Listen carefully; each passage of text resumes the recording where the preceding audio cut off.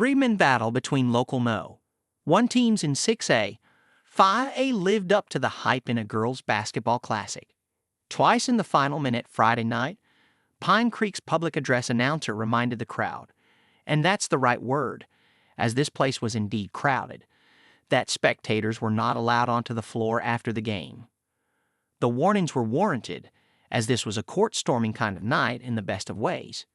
Everything about this game, a 49-48 victory for Air Academy, felt good to the soul of this sports fan.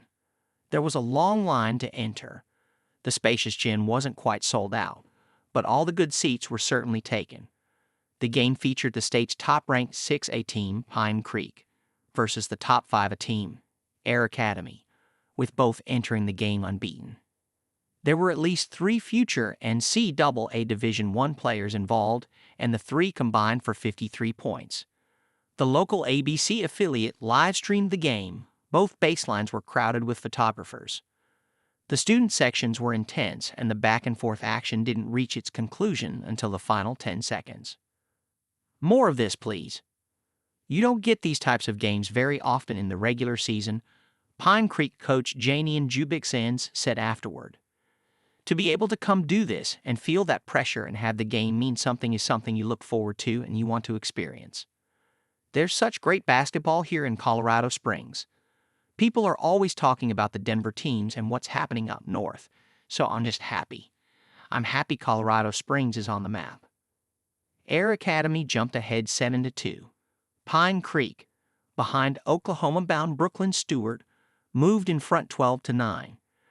Stewart missed the entire second quarter with foul trouble, and the Cadets capitalized, building a 9-point lead. Then the Eagles, rallying without their star, cut the deficit to 3. Then came a third quarter that saw 3 ties and multiple lead changes.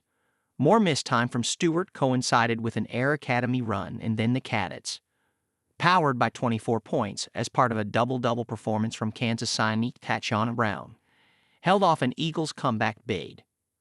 It was so fun, said Air Academy junior Kinley Asp, who won 3 state titles with Colorado Springs Christian School as a freshman and sophomore before transferring. It's a little nerve-wracking, but I knew our team could handle it. Asp, who said she has several Division I offers, scored 15 points for the Cadets. Air Academy coach Phil Rocco told his team to embrace the nerves, because it was their play through a 9-0 start, and all the work and experience that fed into it that had created this kind of environment. Royko also pointed to the Caitlin Clark effect, referencing the transcendent former Iowa and current WNBA star who sparked unprecedented interest in the women's game over the past year. Clark's influence was seen in T-shirts at the game that read, "Everybody watches women's basketball. People just want to see good basketball," Royko said. Quietly, good girls' basketball has been played in these parts for years.